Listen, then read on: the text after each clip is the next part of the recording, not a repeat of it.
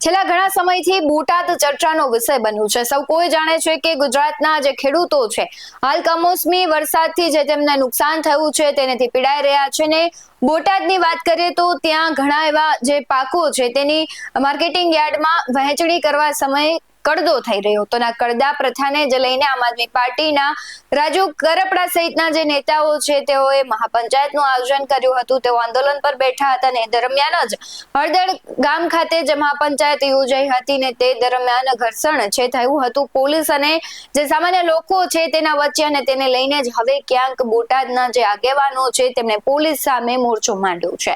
નમસ્કાર, BS9 TV ન્યૂઝમાં આપની સાથે હું ભગવતી વિશાવડિયા। બોટાદના હળદર પછી એક ગામો છે ત્યાં મહાપંચાયતો થઈ રહી છે। ખેડૂતો અને જે વિપક્ષ છે તે ક્યાંક સરકાર સામે લડી લેવાના મૂડમાં દેખાઈ રહ્યા છે। ત્યારે આપણે વિગતે વાત કરીએ તો બોટાદના હળદર ગામે 12 ઓક્ટોબરના રોજ યોજાયેલી ખેડૂત મહાપંચાયત બાદ પોલીસ અને ખેડૂતો વચ્ચે થયેલા ઘર્ષણ મામલે હવે નવો વળાંક આવ્યો છે। આ ઘટનામાં કોળી સમાજના મુખ્ય આગેવાનો દ્વારા કલેક્ટર અને એસપીને શ્રીમદ ભાગવત ગીતા સાથે આવેદન પત્ર સુપ્રત કરવામાં આવ્યું। આગેવાનોએ પોલીસ પર લાઠીચાર્જ, ટીયર ગેસના સેલ છોડવા અને ખાસ કરીને ગામના નિર્દોષ લોકોના ઘરમાં ઘૂસીને મારવાના તથા અત્યાચાર ગુજારવાના આક્ષેપો કર્યા છે।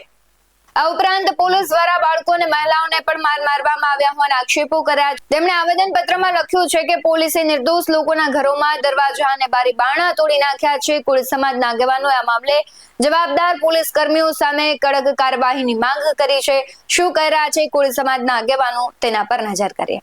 આજે બોટાદ જિલ્લા કલેક્ટર સાહેબ અને એસપી સાહેબને ભગવદ્ ગીતા સાથે એક આવેદન પત્ર આપવામાં આવ્યું છે।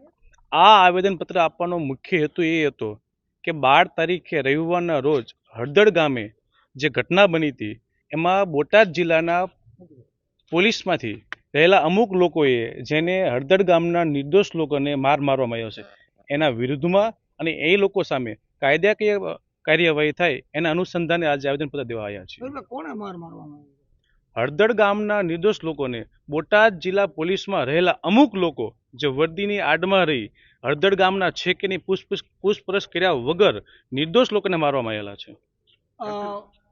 એક મહિના પછી આ જે આવેદનપત્ર આપવામાં આવ્યું છે આ લેટ થવાનું કારણ શું?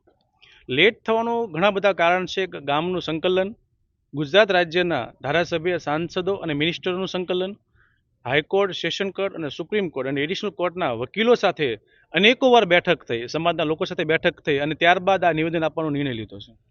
કેટલા લોકોને નકલ રવાના કરી છે? 597 જણાને નકલ રવાના કરી છે। માનો કે તમને ન્યાય નહીં મળે તો? જો આ આવેદન આપ્યા પછી કોઈ પણ પ્રકારનો ન્યાય નહીં મળે તો સમાજના લોકો અને ગામના લોકો સાથે બેસી ગાંધી ચિંતા માર્ગે આગળ વધવાના છીએ। ભગવદ્ ગીતા પણ આપી છે આવેદનપત્રમાં, શું કહેશો? યસ, ભગવદ્ ગીતા એટલા માટે આપી છે કે લોકો સાથે અન્યાય થયો છે અને એ અન્યાય જેવો તેઓથી બહુ વિશાળ અન્યાય થયો છે। એની આખું આવેદનપત્રમાં તમે જો રીડિંગ કરો તમને ખ્યાલ આવશે કઈ પ્રકારનો અન્યાય થયો છે। એ એટલા માટે ગાંધીજીના સાક્ષીમાં રાખી, ભગવદ્ ગીતાના સાક્ષીમાં રાખી આવેદનપત્ર આપવામાં આવ્યું છે। હળદર ગામની અંદર જે ઇસ્યુ બન્યો એના પછી ગામના લોકોને ઘરમાંથી કાઢીને નિર્દોષ લોકોને મારવામાં આવ્યા। જે બહેનો હોય, દીકરી હોય કે વડીલો હોય અને એમના ઘરની વસ્તુને સામગ્રી તોડી નાખવામાં આવી, એને સત્ય ન્યાય મળે એના માટે અમે આવેદનપત્ર આપ્યું છે। કેવા પ્રકારનો ન્યાયની તમે માંગ કરી છે? જે અમુક પોલીસવાળાએ જાણી જોઈને ટાર્ગેટ કર્યા હોય એવું અમને દેખાય છે ને આ વસ્તુ અમે મીડિયા મારફત, ફેસબુક મારફત અને મીડિયા એમ જોયા છે કેવી દમન ગુજારી રહ્યા, તો એનો ન્યાય અમને મળવો જોઈએ। ઓકે। ગામના લોકો, નિર્દોષ લોકોને પોલીસે એને બળવત્તાપૂર્વક વર્તન કર્યું છે, નિર્દોષ લોકોને માર્યા છે। કયા ગામના? હળદર ગામના માણસોને। એટલે અમે આવેદનપત્ર આવ્યું છે કે આ દોષિત જે પોલીસ કર્મી છે એને કડક ને કડક કાર્યવાહી કરવામાં આવે એવી અમારી માંગણી છે। કેટલા દોષિત વ્યક્તિઓ છે અને એને આઈડેન્ટિફાઈ કઈ રીતે, ઓળખ કઈ રીતે? એ અમે પેન ડ્રાઈવ સાથે અમારી પાસે પુરાવા સાથે અને પુરાવા સાથે રજૂ કરીશું। આજે અમે કલેક્ટર સાહેબને, એસપી સાહેબને આવેદનપત્ર આપવામાં આવ્યા હતા। અગાઉ પણ આવેદનપત્ર આપ્યો છે અને રજૂઆત પણ કરી છે। હળદરવાળી જે બાબત છે એમાં ઘણો બધો ગંભીર મુદ્દો છે કે જે નિર્દોષ લોકો છે, ભોળી ભાલી જનતા છે, એને ટાર્ગેટ કરી અને જે પોલીસે દમન ગુજાર્યો છે એ ખરેખર શરમજનક બાબત છે. દોષિત છે એની ઉપર પગલાં લ્યો એનો અમને વાંધો નથી, પણ જે નિર્દોષ ઉપર જે કાંઈ દમન ગુજાર્યો છે એ ખરેખર બહુ ખરાબ થયું છે.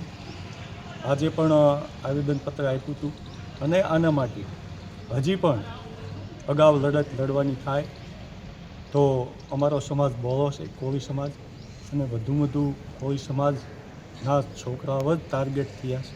તો એની માટે અમે પૂરેપૂરા પ્રયત્ન કરી અને લડત આપશું.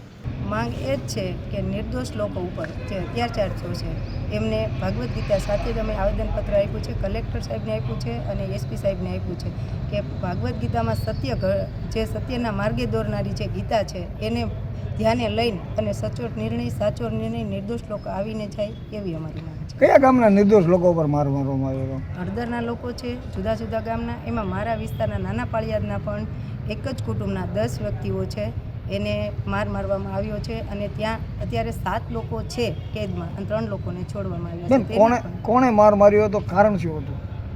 પોલીસે જે ઘરે ઘરે જઈને અત્યાચાર કર્યો છે એનું કારણ એટલું જ અમે પણ જાણવા માંગીએ છીએ કે શું કારણે એને ઘરમાંથી કાઢીને મારવામાં આવ્યું છે. એ નિર્દોષ છે, એ છે નહીં તેની અંદર, તો પણ આવી રીતના કેમ અત્યાચાર કરવામાં આવ્યો છે.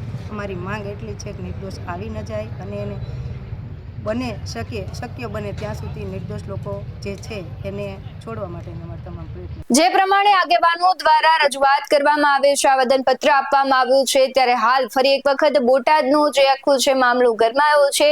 હવે જોવું રહ્યું કે તેઓએ જે ચીમકી ઉચ્ચારી છે કે ગાંધી ચિંધ્યા માર્ગે તેઓ આંદોલન કરશે જો તેમને જે આવેદનપત્ર આપ્યું છે ને તે મામલે કાર્યવાહી નહીં થાય તો. તમને શું લાગી રહ્યું છે? પોલીસ પર જે આક્ષેપો લાગ્યા છે તેના વિશે તમારું શું કહેવું છે? બોટાદ અને હળદરની અને અન્ય જગ્યાએ પણ હાલ કડદાઓ થઈ રહ્યા છે, તેને લઈને તમારું શું કહેવું છે? કમેન્ટ બોક્સમાં જરૂરથી જણાવજો. બાકી આવા જ વધુ અહેવાલો સાથે ફરી મળતા રહીશું. તમે અમારી યુટ્યુબ ચેનલને સબસ્ક્રાઇબ કરવાનું, અમને ફેસબુક અને ઇન્સ્ટાગ્રામ પર ફોલો કરવાનું ભૂલશો નહીં. બાકી નવી અપડેટ્સ મેળવવા માટે આપ જોતા રહો BS9 TV ન્યૂઝ. નમસ્કાર.